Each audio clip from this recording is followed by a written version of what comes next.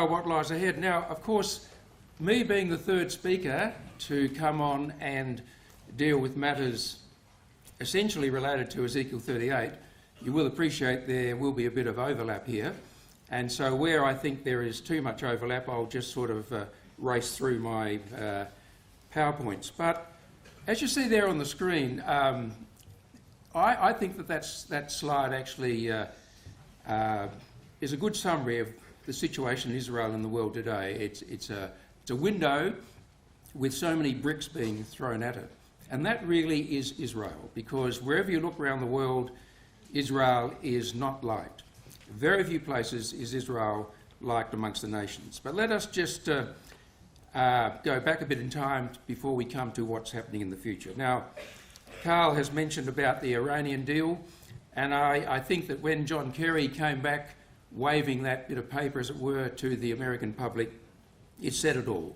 Peace in our time. And Obama said it would resolve by diplomatic means one of the greatest threats to world security.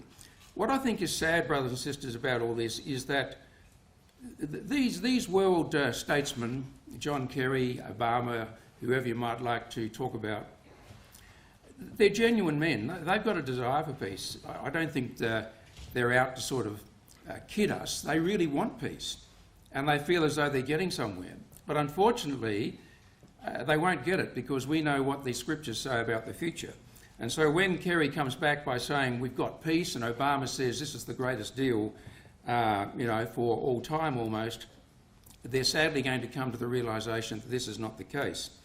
Now let me just take you back a few years, 7 years in fact, to Obama's comments in 2008, where he made it very clear that if Iran would not come to the table and agree not only to suspend her nuclear ambitions, but also to scale down dramatically her hatred of Israel and the threat to annihilate Israel, then he said, if you refuse, we will ratchet up the pressure. Now that was said in 2008. So what has happened in the 7 years? They've got a deal now with Iran, but Iran is still vehemently anti-Semitic and has made it very clear that she intends to carry on with her desire to annihilate Israel. But again, Obama has said, look, it's my name on this, take it. It's my name, I've given my word, and you can rest assured that what we have promised, we will deliver. Look, from 20 years from now, I'm still going to be around, God willing. If Iran has a nuclear weapon, it's my name on this. So he's staking his name, his authority, his status on the world scene on this famous deal. Greg Sheridan, the foreign editor of The Australian, said, you need faith to trust Iran because there's no evidence for doing so. And I think his comments are very true. Now, one of the reasons, brothers and sisters, in fact, the major reason why this deal will not succeed is because of words of Scripture. The heart is deceitful above all things and desperately wicked. Who can know it? So it doesn't matter what deal is agreed to today, what document is signed, what piece of paper is waved in front of a society. The fact is we're dealing with human nature, and human nature, unfortunately, has that bent towards evil. And as far as the American leaders saying they have peace in their time, it reminds us of those words in Thessalonians, for when they shall say peace and safety, then sudden destruction cometh upon them as travail upon a woman with child, and they shall not escape. Of course, the reaction from Prime Minister Netanyahu of Israel was something that we would expect. What was accomplished last night in Geneva is not a historic agreement, it's a historic mistake. Brothers and sisters and young people and friends, the Prime Minister of Israel is a very astute gentleman, and I don't think we can overestimate his ability to read the political scene very clearly. I think he can see where things are heading. He's been able to read Iran far better than the American statesman, and he can see that eventually Iran is going to break that deal. Now, we know they're going to break the deal, not necessarily in a nuclear capacity, but they're going to break the deal because they will be allied with Gog, when Gog invades the Middle East, as we have seen this afternoon. What about Iran's long-term ambitions? This was said in the midst of these discussions. Militia Chief Mohammad Reza Naqvi said that erasing Israel off the map is non-negotiable, according to an Israeli radio report. And he also threatened Saudi Arabia, saying that the offensive that the Saudis are conducting in Yemen, as Brother Carl has pointed out this afternoon, the Saudis will have a fate like the fate of Saddam Hussein. And we all know what happened to poor Saddam. So, where is this leading to? Ezekiel 38 makes it clear that at the time of the end, Persia will be with all those allied powers associated with Gog in the great invasion of the Middle East.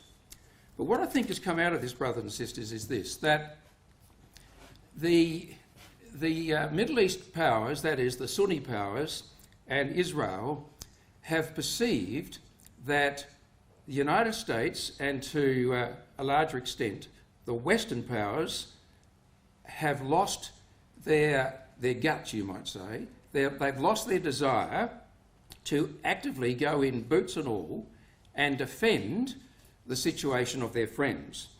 And so I've headed this under the weaker West. Now we all know that the challenge to Gog in Ezekiel 38 is written like this. The merchants of Tarshish, with all the young lions thereof, shall say unto thee, that is Gog, art thou come to take a spoil? Hast thou gathered thy company to take a prey? To carry away silver and gold, to take away cattle and goods, to take a great spoil. So the indication from those words in Ezekiel 38 is that whatever response the West has to the invasion by Gog, it is not a strong response. If it were to be a strong response, I don't think we would be reading the language we have that there in Ezekiel 38 verse 13. It wouldn't be just like a question, have you come to take a spoil? It would be more of a belligerent response. Now don't get me wrong, I don't doubt that there will be a belligerent response of a sort. But the response that comes from the West is couched in such terms that they're almost caught off guard. They are surprised by this lightning invasion, and they almost try and stop the invasion by diplomatic means. And this has been the pattern of the Western's response to Russian aggression over the past few years. Everything has to be done diplomatically. And it's a well-known fact that the United States particularly, and the European Union especially, will not go to war with Russia over Ukraine. Mark my words, brothers and sisters, Ukraine will be a dead duck as far as Western response in supporting her. The West do not want a war with Russia.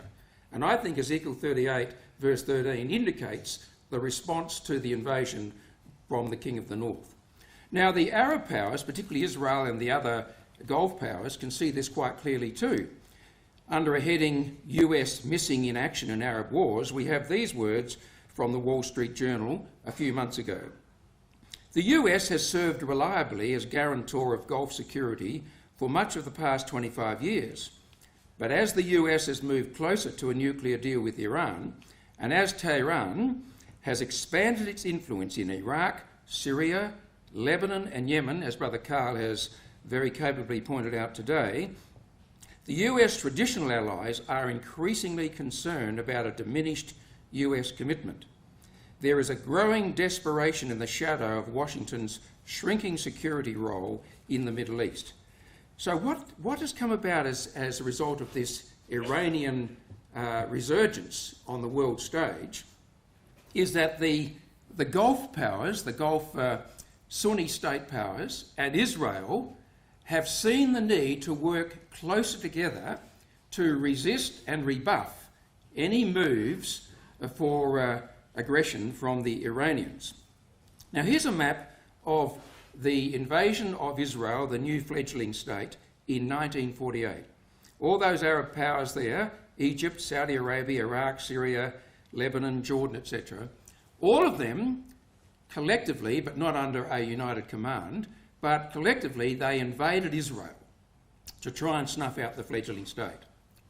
We now fast forward, brothers and sisters, for many, many years to the year 2015, some 60 or 70 years later. And what do we find? We find that the Gulf cooperation, which is made up of those powers there highlighted in orange, have this to say.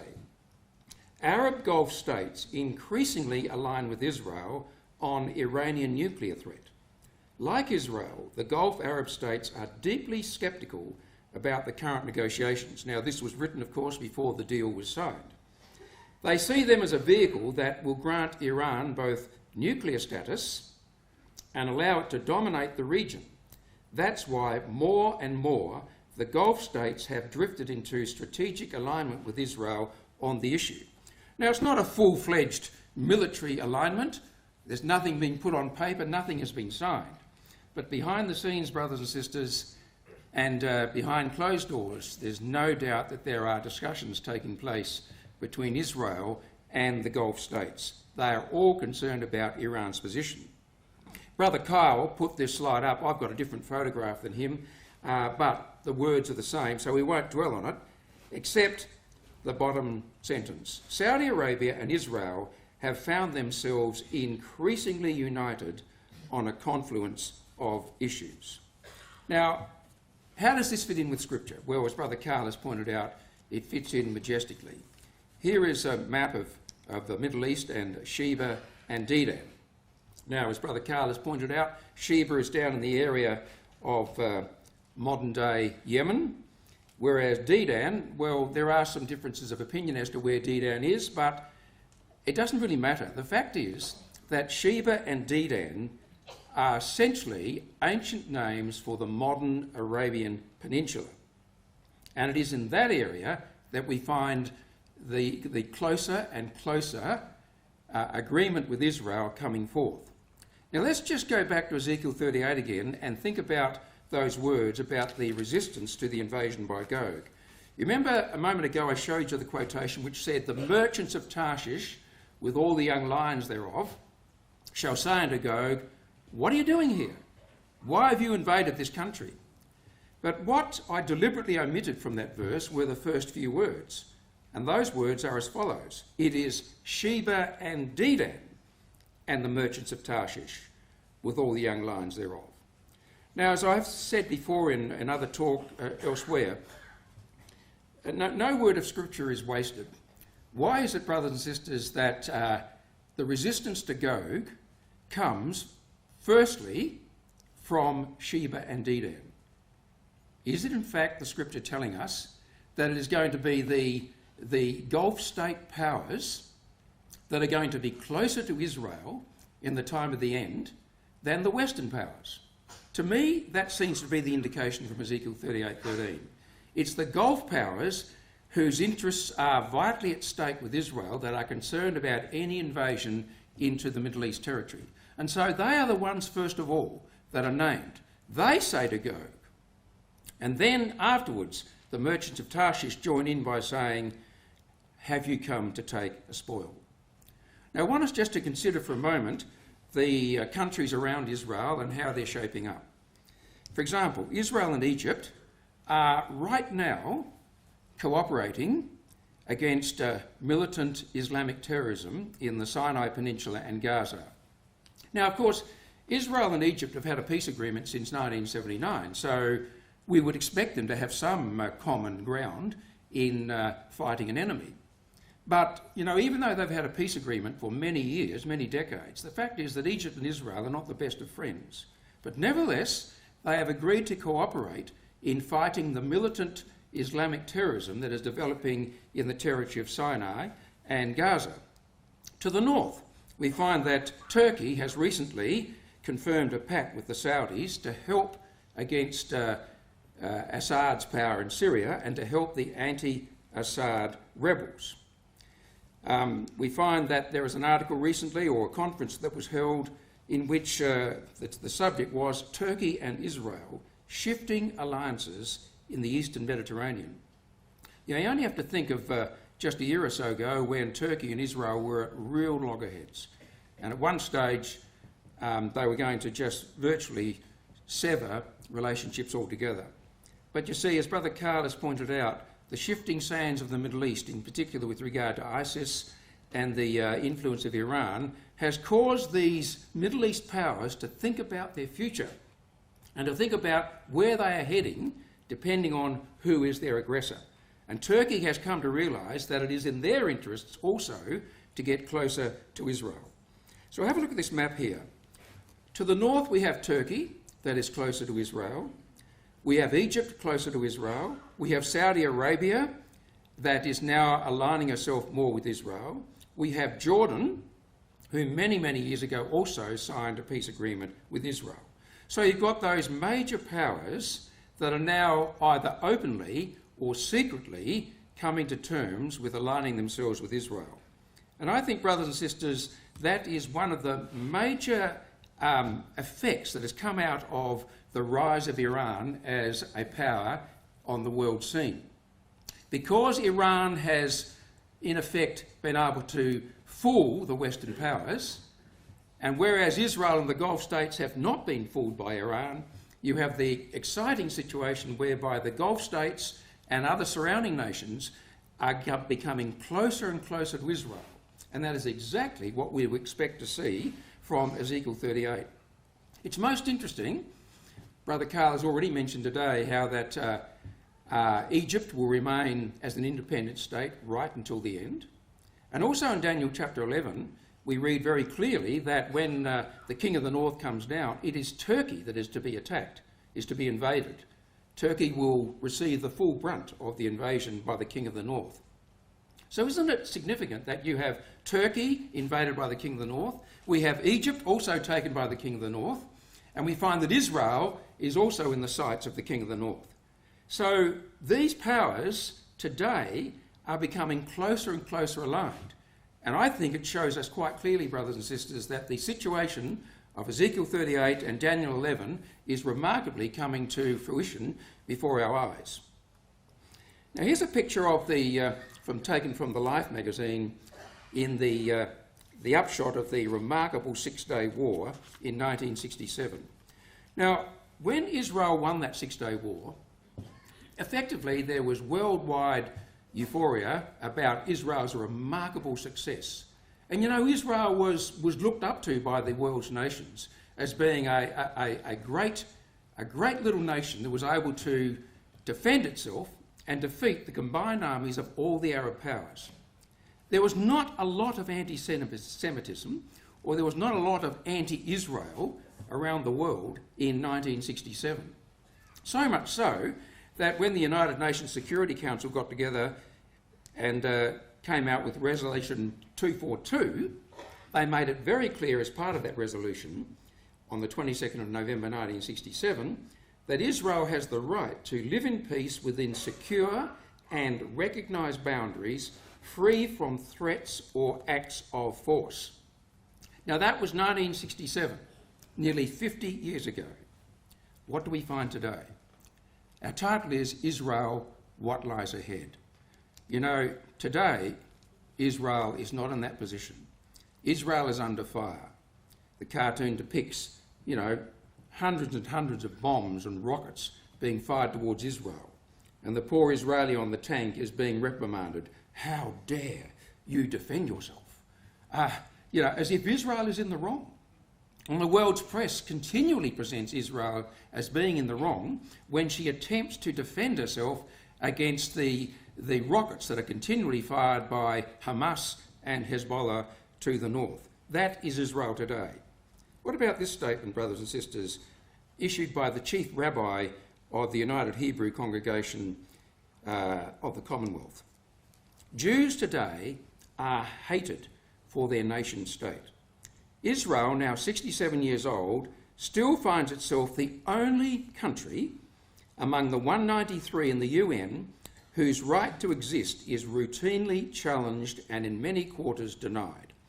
There are 102 nations in the world where Christians predominate, and there are 56 Islamic states. But a single Jewish state is deemed one too many. What a statement from that chief rabbi.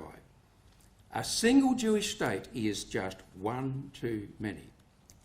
And as far as Israel giving up land so that the Palestinians can form their state, these words from Netanyahu, I think, are very telling.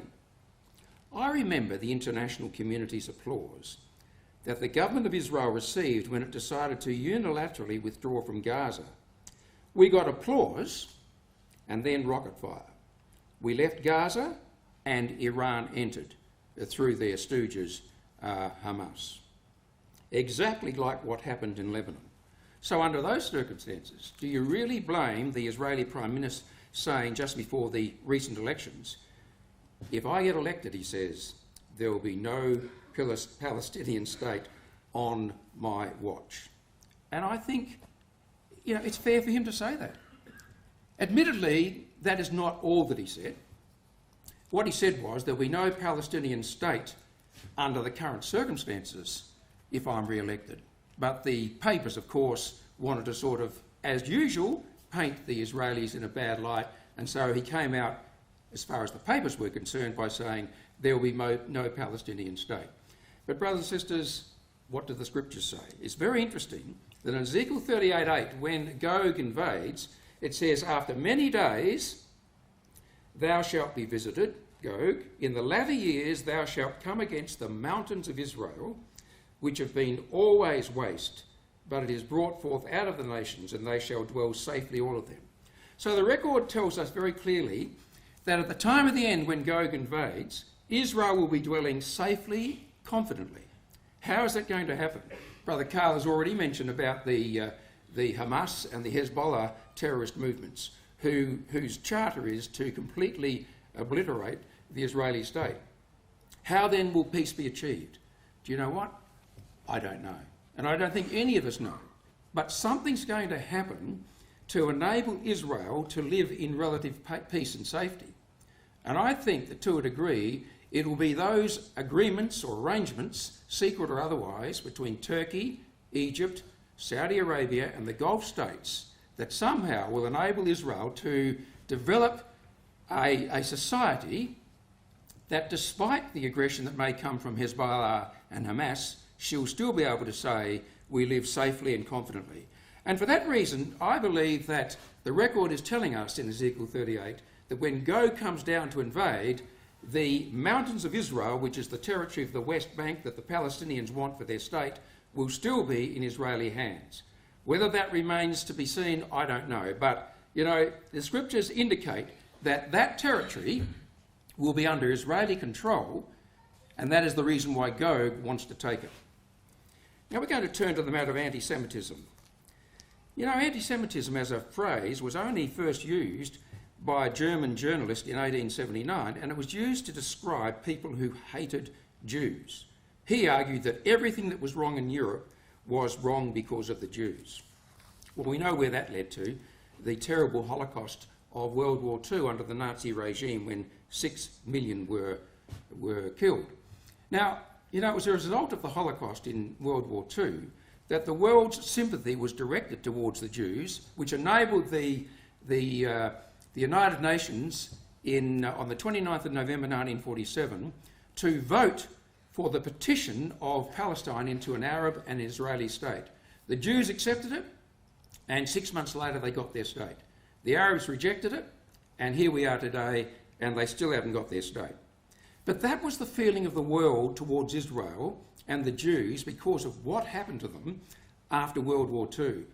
But brothers and sisters, a lot of water has gone under the bridge since then. And here we are now in the year 2015. And over the last few years, we've had anti-Semitism rising its ugly head, predominantly in Europe, but certainly not only in Europe. And there was an article recently of Anti-Semitism Roundup, timeline of growing pressure on Jews and Israel. Newsweek had a title, Exodus, Why Europe's Jews Are Fleeing Once Again. Prime Minister Netanyahu came under fire, fury as the Israeli PM tells Jews to flee Europe. Now the next slide, it's got a few words on it, but I think it's very important for us to read this because it shows us what is happening in Europe, brothers and sisters, towards Israel. And what I'm trying to paint for you at this time is, in the time of the end, effectively, Israel will be alone. the scriptures reveal that no one will like Israel. She will be hated all around the world, and that is why the nations come down to invade Israel. They want to grab Jerusalem. They want to grab the holy sites. Effectively, they want to wipe Israel off the map. And that's the position of Israel. Now, what's happening in Europe is systematic, is that the right word? Symptomatic, that's right, yes, of what is happening in many places. The article was written by a gentleman called Giulio Miotti. If there's any Italians here this afternoon, they can help me with my expressions later on. But anyway, we'll stick with that at the moment. Giulio Miotti, otherwise known as the chief spaghetti maker in Rome. Now, there is something shameful in the speed with which Europe now turns against Israel. Israel's points of view and reasoning are disappearing from Europe's newspapers. Europe's diplomatic echelons, political officials, intellectuals, writers, journalists, heads of churches and labour unions are all asking Israel to commit suicide. Now, why are they asking Israel to commit suicide? This is how they are getting around it. They say to Israel, why don't you become a Jewish ghetto in an Arab state, or an Arab sea, I should say, relying, now note this, relying on the guarantees of secularism, democracy, and respect for minorities that is clearly offered by the PLO, the Iranian mullahs, and the Syrian generals. You know, these are wonderful men.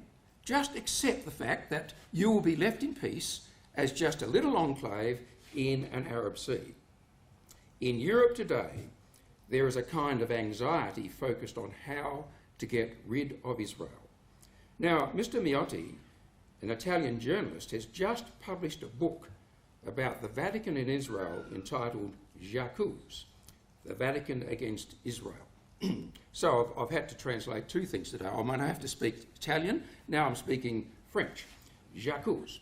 And if any of you know anything about history, it's all about the famous case of Alfred Dreyfus, the captain in the French army that was unjustly accused of selling spies to the German state.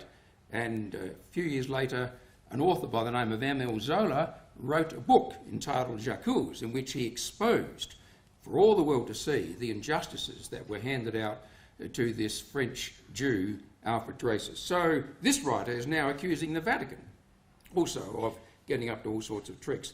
But what really impressed me, brothers and sisters, was that quotation from Numbers 23:9, where Balaam expressed what will be the case in the time of the end.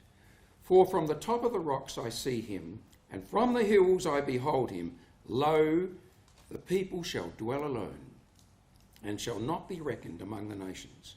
And what we are seeing today, I believe, is that situation developing. Israel dwelling alone. For world peace, the placard says, Israel must be destroyed. In the United Nations, from time to time, they have condemnations against nations. Now look at the list of those nations there. We won't read them all, but as you will see from quite a few of them, they are all, certainly, aren't they, peace-loving nations. Why, we've got Libya, North Korea, Russia, we've got Syria, we've got Iran, we've got, Iraq, say. Now, look at all the condemnations that have been issued by the UN against those nations. Some of them 0. North Korea has had 1. Poor Israel has had 20 condemnations issued against her by the United Nations. Israel shall dwell alone, said the prophecy in the book of Numbers. Did I have that screen? Sorry, I didn't know whether you had that screen up there when I read that out. So there it is. There are 20 condemnations against Israel in the year 2014 by the UN and all those other nations that are well known for their terrorism and their withdrawing rights from their citizens. They've had very few condemnations listed against them, but Israel has 20.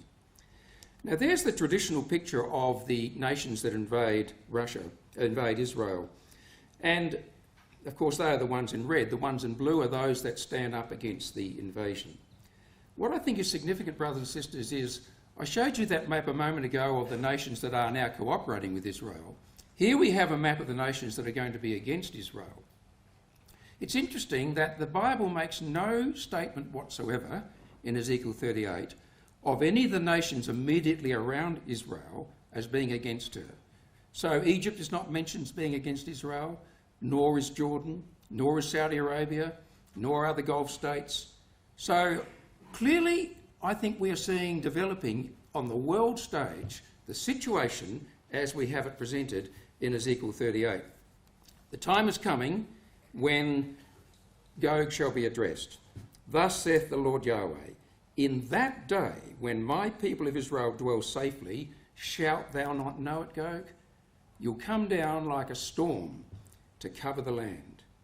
And God will gather all nations and will bring them down into the valley of Jehoshaphat. And when it all seems as though it is lost, Yahweh will roar out of Zion and utter his voice from Jerusalem. The heavens and the earth will shake, but the Lord will be the hope of his people and the strength of the children of Israel. It'll be a time, brothers and sisters, of Jacob's trouble. And as a result of the invasion by Gog, and when Israel is almost destroyed, and when their Messiah is revealed to them, the 1/3 will be brought through the fire. Yahweh will refine them as silver is refined, and test them as gold is tested. They will call on my name, and I will answer them. I will say, this is my people, and each one will say, Yahweh is my God, and they shall mourn for him as one mourneth for his only son. And in that day, persecution and hatred of the Jews, as we see it today, will end. This is a remarkable quotation from Isaiah 51. Thus saith thy Lord the Lord, and thy God that pleadeth the cause of his people. Behold, I have taken out of thine hand the cup of trembling, even the dregs of the cup of my fury. Thou shalt no more drink it again, but I will put it into the hand of them that afflict thee, which have said to thy soul, as we have it depicted there on the pictures, bow down, that we may go over. And thou hast laid thy body as the ground, and as the street to them that went over. What a picture of the Holocaust, and many times repeated. Now, just in conclusion, 3 slides, Gary. Recently, my family went to Israel, and amongst other things, we went to the Negev, the desert area, to a place called Sde Boker, and that's a kibbutz area, and it was the place where David Ben-Gurion, after he retired as Prime Minister, built his home. And we went into his bedroom, and there's a picture of his bedroom with his slippers there on the mat, looking remarkably like the ones I've got. And you'll see on the side of his bed there are a pile of books. Now, you can't read what those books are, but let me zero in on those books. Look at the one way down the bottom that he was reading, The Indestructible Jews. And I thought that was so fascinating, to go into that bedroom, to look at the pile of books beside his bed that he was reading, and there was the book, The Indestructible Jews. Fascinating to see that. And David Ben-Gurion, in my view, brothers and sisters, was raised up by God as the man for the day to bring the state, or the Jews, to statehood. And just one more comment from a very famous Jew who unfortunately perished in the Holocaust, Anne Frank. Who has inflicted this upon us? Who has made us Jews different from all other people? Who has allowed us to suffer so terribly up till now? It is God that has made us as we are, but it will be God, too, who will raise us up again. If we bear all this suffering, and if there are still Jews left when it is over, then Jews, instead of being doomed, will be held up as an example. In those days it shall come to pass that 10 men shall take hold of all languages of the nations, even shall take hold of the skirt of him that is a Jew, saying, we will go with you, for we have heard that God is with you. Anne Frank perished in the Holocaust. But you know, like Scripture, her words still speak, and that quotation is yet to be fulfilled. Israel shall blossom and bud and fill the face of the world with fruit.